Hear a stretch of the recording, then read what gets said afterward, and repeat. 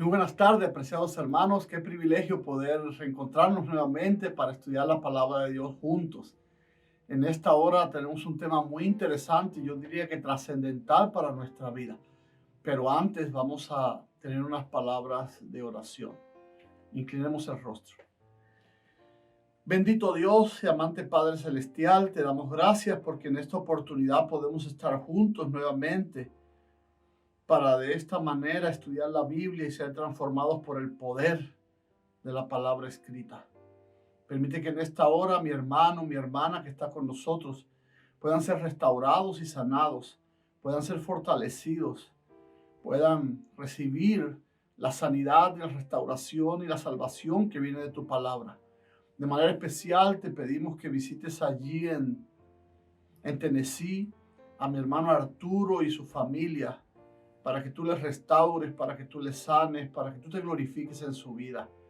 Quédate con nosotros ahora y permite que tu palabra pueda cambiar nuestro destino en este día. En el nombre de Jesús. Amén. El libro de Isaías es un libro maravilloso. Es un libro incluso que se compara con la Biblia, ya que la Biblia tiene 66 libros e Isaías tiene 66 capítulos. Eh, Así como la Biblia tiene 39 libros del Antiguo Testamento, así también Isaías tiene 39 capítulos que se refieren directamente al Israel literal. Y también, así como la Biblia tiene 27 capítulos en el Nuevo Testamento, también en el libro de Isaías, los últimos 27 libros, capítulos, disculpen, del libro de Isaías también habla de la restauración de la Jerusalén espiritual, es la parte más mesiánica de este libro. Pero vamos a ver algún detalle interesante que tiene que ver con nosotros personalmente. El libro de Isaías comienza con un profeta juzgando a aquellos que les rodeaban. El capítulo 1 habla acerca de una nación pecadora. Y ahí Isaías pues juzga duramente a aquellos que estaban a su alrededor y que cometían pecado. Claro, ofreciendo la esperanza, por ejemplo, como en el versículo 18, venid luego, dice Jehová, y estemos a cuenta. Si vuestros pecados fueren como la grana, como la nieve serán emblanquecidos. Si fuesen rojos como el carmesí, vendrán a ser como blanca lana. Es cierto, pero lo cierto es que Isaías no se incluye dentro de este grupo. Él juzga a los que están a su alrededor, emite juicios contra ellos. No es quizás como Daniel, que cuando iba a orar se ponía como el primer pecador. Luego vienen juicios de redención de Jerusalén, habla de promesas para que aquellos que andan mal pues se arrepientan, y habla acerca del reinado universal de Jehová en el capítulo 2, y luego en el 3 habla acerca del juicio de Judá, del juicio de Jehová contra Judá y Jerusalén, y luego pues juicio contra las hijas de Sión, y allí empieza a hablar de la falsedad de la religión de ellos.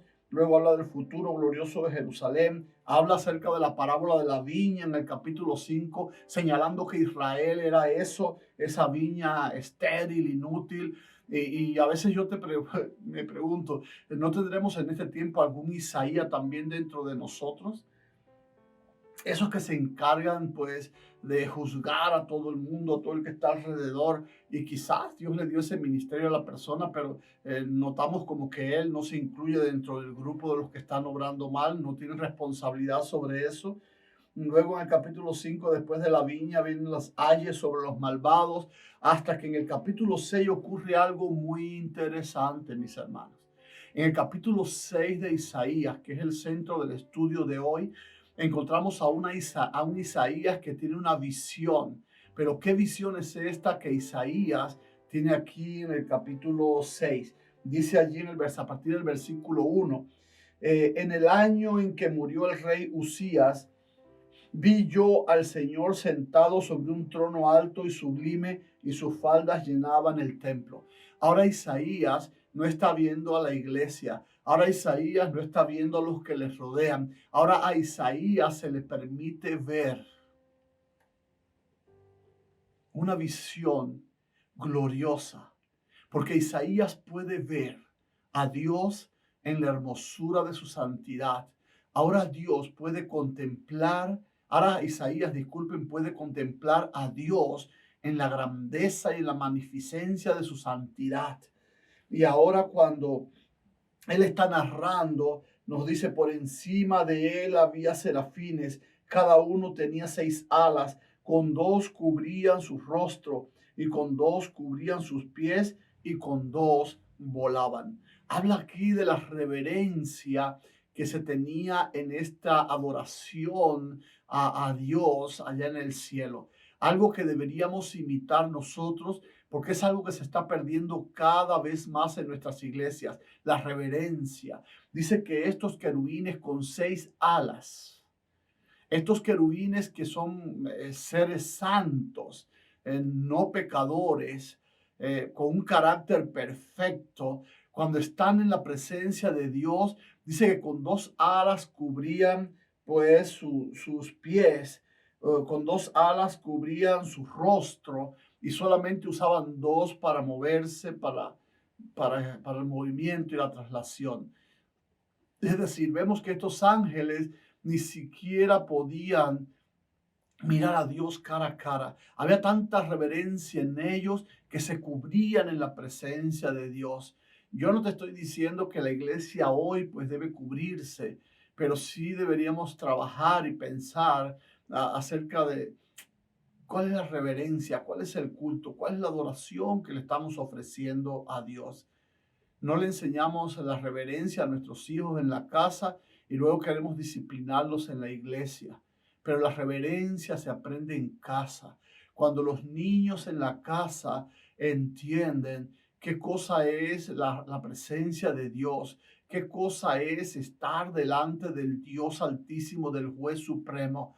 Entonces, cuando entendemos en la casa, en el hogar y enseñamos la importancia de la reverencia a nuestros hijos, cuando hacemos el culto en nuestra casa, iremos a la iglesia con una actitud de adoración, con una actitud de agradecimiento. Y ahora Isaías queda impactado por la reverencia de estos seres ante la presencia de Dios. Y dice el versículo 3, y el uno al otro daban voces diciendo, Santo, Santo, Santo, Jehová de los ejércitos, toda la tierra está llena de tu gloria. Y ahora se menciona 3 veces la palabra santo. ¿Por qué? Porque cada persona que conforman la deidad de Dios, cada uno de ellos tiene un nivel de santidad que merece reverencia, que merecen adoración por igual. Y recuerden que lo llama entonces en singular Jehová, Jehová de los ejércitos. ¿Por qué? Porque Jehová significa el eterno. Así fue como este Dios se manifestó por primera vez a Moisés y le dijo al pueblo que él se llamaba Jehová y que ese sería su nombre para siempre, es decir, el eterno. Y ahora Isaías no solo nombra las 3 personas santas que conforman a esta deidad, sino que los llama el eterno a los 3. De hecho, les voy a decir algo. En la Biblia se menciona más veces este nombre de Jehová para referirse a Jesucristo que al mismo Padre. Así que, mis hermanos, está hablando este nombre acerca de la condición de este Dios. Es un Dios eterno. Y ahora Isaías dice que este reino eterno es 3 veces santo y que se llama Jehová de los ejércitos y que llena su gloria toda la tierra, que toda la tierra está llena de su gloria. Y eso debería hacernos pensar también que la reverencia a Dios no solo debe ser en el templo, sino también debería ser en nuestra vida pública, en nuestra vida normal. Donde quiera que estemos, debemos testificar de Dios a través de nuestra reverencia, a través de nuestra conducta, a través de nuestro testimonio. Y dice que en el versículo 4, y los quiciales de las puertas se estremecieron con la voz del que clamaba, y la casa se llenó de humo. Con la presencia de Dios temblaron los quiciales del templo. Yo te pregunto, ¿has sentido alguna vez cuando has ido a adorar que tu iglesia tiembla? ¿Has sentido que se estremece todo, incluso tu cuerpo es sacudido por el poder del Espíritu Santo? Entonces necesitamos llegar a este nivel de reverencia, a este nivel de adoración. Dice, y los quiciales de las puertas se estremecieron con la voz del que clamaba, y la casa se llenó de humo, porque la palabra de Dios con poder estremece nuestros cimientos, estremece nuestros fundamentos y nos hace andar con paso firme sobre la senda correcta. Dice entonces Isaías, miren qué cosa interesante. Ahora al contemplar esta visión, ahora Isaías ya no miró más a su hermano, no miró más a su pueblo, ya no miró más a sus líderes. Mi hermano querido, ¿quieres dejar de juzgar a tu hermano? ¿Quieres dejar de juzgar a tu líder, a tu anciano, a tu pastor? ¿Quieres dejar de mirar a los demás? Pues necesitas una visión como la que tuvo Isaías. Tú necesitas y yo necesito contemplar a Dios en la hermosura de su santidad. Así como Moisés, que según Hebreos contemplaba al invisible, podía ver al invisible. Así nosotros también necesitamos una visión transformadora, no para juzgar a los demás, sino para mirar cuál es nuestra propia condición. Veamos ahora cuál es la respuesta de Isaías después de ver esta visión. Entonces dije, ay de mí que soy muerto. Ahora Isaías no dice, ay de este, ay de aquel, sino ay de mí que soy muerto. Porque es muy fácil cuando usted anda derecho en una etapa espiritual bien, juzgar a los que andan chuecos, a los que andan torcidos. Pero cuando usted contempla a Dios, ahora usted no se va a comparar con sus hermanos. Ahora usted se va a comparar con el modelo perfecto. Ahora usted se va a comparar con Jesucristo. Y entonces usted se va a dar cuenta de sus limitaciones, de sus necesidades, de su condición pecaminosa y vil. Y entonces eso es lo único, hermanos, que nos puede ayudar a alcanzar la perfección que nos posibilitará a través de la santidad estar en la presencia de Dios por toda la eternidad. Cuando usted vea a alguien juzgando en su iglesia a los demás, cuando usted vea a alguien poniéndose por encima de los demás en una medida espiritual superior, usted puede entender que este hombre quizás está en su capítulo 1, capítulo 2, capítulo 3, capítulo 5, pero todavía no ha llegado a su capítulo 6, todavía no ha tenido una visión certera acerca de quién es el Dios al que él mismo está adorando. Entonces dije, ay de mí que soy muerto, porque siendo hombre inmundo de labios y habitando en medio de pueblo que tiene labios inmundos, han visto mis ojos al Rey, Jehová de los ejércitos. Hay algo interesante aquí, hay algo maravilloso en este asunto, porque ahora Isaías, al contemplar esta visión, al tener esta experiencia personal con Dios, se da cuenta que ya no el pueblo, sino él era el primero que era indigno para estar en la presencia de Dios.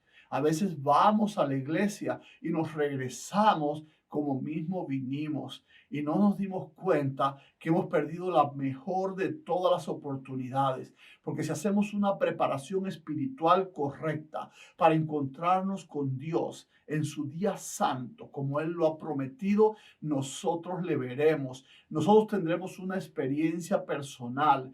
Nosotros podremos gozarnos en ese Dios y nosotros podemos tener una dimensión de cuál es nuestra estatura espiritual y qué es realmente lo que necesitamos.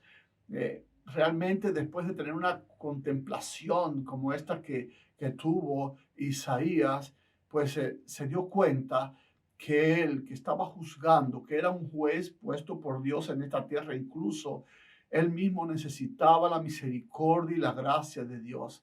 Tú y yo necesitamos la misericordia y la gracia de Dios. Tú y yo debemos contemplar a Dios, medirnos nuestra estatura espiritual con Jesucristo para que podamos entender cuál es nuestra verdadera condición y cuán necesitados estamos de la misericordia y la gracia de Dios. Y al contemplarlo y al entender este punto, también podremos ayudar con misericordia y con gracia a aquellos que también necesitan de nuestro apoyo, de recibir nuestra instrucción para que también ellos hagan arreglos y puedan crecer a la estatura de Jesucristo. Este es un tema muy importante. Mira, mi hermano, tú no puedes ponerle niveles o alturas espirituales o medidas espirituales a los demás. Tú solo puedes ponerte retos, metas y medidas espirituales a alcanzar a ti mismo.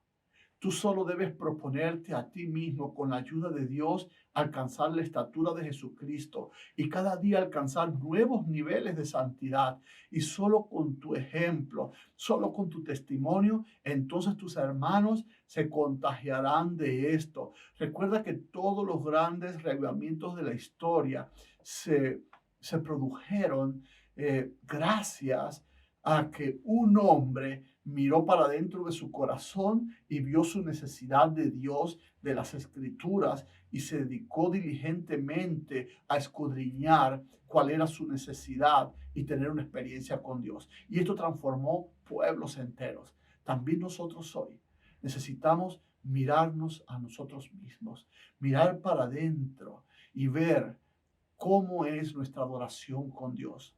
¿Cómo es nuestra relación con ese Dios? ¿Cómo es nuestra reverencia? ¿Cómo es nuestro servicio? ¿Cómo es todo lo que le estamos ofreciendo a través de nuestra vida? ¿Qué imagen de Dios estamos dando a través de nuestro carácter a los que nos rodean? Y ahora Isaías, allí en el versículo 5, como decíamos, vamos a leerlo nuevamente, exclama: entonces dije, ay de mí, que soy muerto. Isaías no se sentía digno ni siquiera de poder pasar esa experiencia. Él pensaba que iba a morir en ese momento. Imagínense cuál fue la sensación de debilidad. Me hace pensar en aquellas veces en que Daniel también tenía visiones celestiales y Dios se le manifestaba y dice que quedaba sin fuerza, quedaba enfermo por varios días, porque era alguien también que se sentía indigno de estar en la presencia de Dios. Y eso es lo primero que tenemos que entender, que es un hermoso privilegio poder estar cada sábado y cada mañana de tu vida en la presencia de Dios, porque eso es lo que va a transformar tu vida de un nivel superior a otro, hasta que vayas creciendo y puedas quedar listo para ese momento en que el Rey venga a buscarnos y podamos vivir en su presencia por toda la eternidad. Y ahora, este hombre que parecía que iba a morir, este hombre que parecía que no tenía esperanzas, yo no sé si estoy hablándole a alguien que al escuchar estas palabras siente que por la misericordia de Dios no hemos sido consumidos al presentarnos indignamente delante de su presencia. Pero si te sientes así, no tengas temor. Eso es algo bueno. Eso es algo bueno porque eso te está indicando que estás entendiendo, el Espíritu te está hablando de tu más importante necesidad para este tiempo. Yo quiero decirte que hay solución para mí y hay solución para ti en esta hora, para que nosotros podamos ofrecer una correcta adoración a nuestro Dios, para que nosotros podamos dar una ofrenda agradable a ese Dios que tanto ha hecho por nosotros, para que nosotros realmente en cada culto, en cada visita al templo o al ir a la presencia de Dios en cualquier lugar o en su casa, podamos ser realmente sacrificios vivos en la presencia de Dios. Y este Isaías que entendía en ese momento que merecía morir, tuvo gracia y misericordia del cielo, así como tú y yo también lo podemos obtener en este día. Vamos a ver cómo fue que resolvió su problema Isaías. No pudo hacer nada él de sí mismo. Y eso es lo que tiene que ver con la gracia y con la justificación por la fe. Dice que el versículo 6, y voló hacia mí uno de los serafines, teniendo en su mano un carbón encendido, tomando el altar tomado del altar, disculpen, con unas tenazas, y tocando con él sobre mi boca, dijo: he aquí que esto tocó tus labios, y es quitada tu culpa y limpio tu pecado. Mis hermanos, cuando tenemos una decisión de adoración correcta, cuando nuestro corazón desfallece al entender que nosotros ni siquiera merecemos estar en la presencia de Dios, cuando logramos entender que hasta hoy nuestra adoración ha sido incompleta, ha sido imperfecta, ahora puedes clamar al cielo como Isaías: ay de mí que soy muerto, porque necesito una experiencia personal con Dios, pero soy un hombre pecador, porque soy un hombre inmundo, porque merezco morir. Y entonces el cielo también te dará la solución, como lo hizo con Isaías. Un ángel fue llevado, un querubín. Querubín es aquel que se mueve sobre el fuego del altar. Querubín es aquel que está en la presencia de Dios. Querubín es aquel, fue uno que tomó un carbón directamente del altar de Dios y lo puso sobre los labios de Isaías. Y ahora quedó purificado, y ahora quedó sanado, y ahora quedó restaurado, y ahora quedó listo para hacer la obra de Dios en esta tierra y para también estar en la presencia de Dios por toda la eternidad. Ahora has sido capacitado. No creas que tú puedes hacer algo para mejorar tu adoración. No creas que puedes hacer algo para transformar tu carácter. Todo lo tiene que hacer el cielo, pero el cielo necesita que tú sientas en tu interior que tú y nadie más necesita un cambio.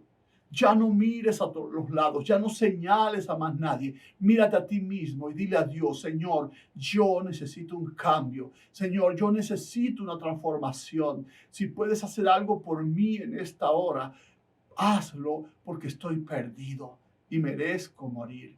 Y así como lo hizo con Isaías, también lo hará contigo. Enviará un ángel, un querubín, con un carbón encendido que purificará, porque recuerda que el Espíritu Santo es fuego consumidor. Este carbón era símbolo del Espíritu Santo que purificó el alma, la mente, el corazón, el cuerpo de Isaías. Toda su vida quedó plena, quedó llena del Espíritu Santo. Y ahora pudo él contemplar qué cosa es lo que se estaba desarrollando. Y ahora se da cuenta que no solo era una adoración a Dios, sino que había una junta celestial donde estaban conversando. Y miren qué cosa interesante.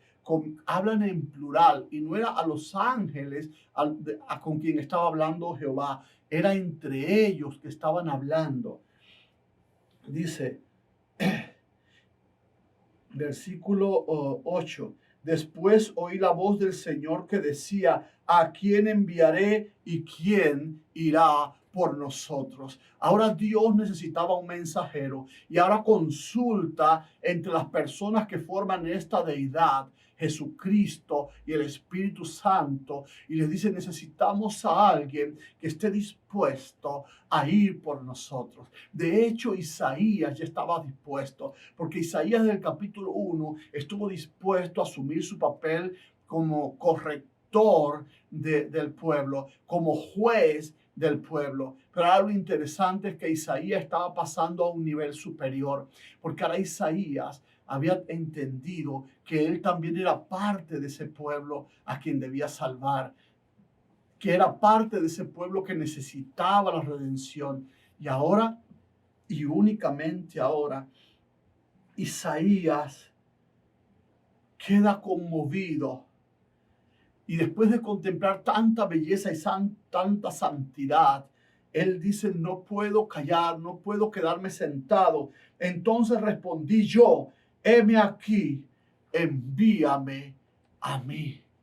Mis hermanos queridos, a veces nos preocupamos por qué en la iglesia hay tanta necesidad de que alguien haga la obra. Se está cumpliendo el texto que decía Jesucristo, que la mies era mucha, pero los obreros son pocos. ¿Sabe por qué los obreros son pocos?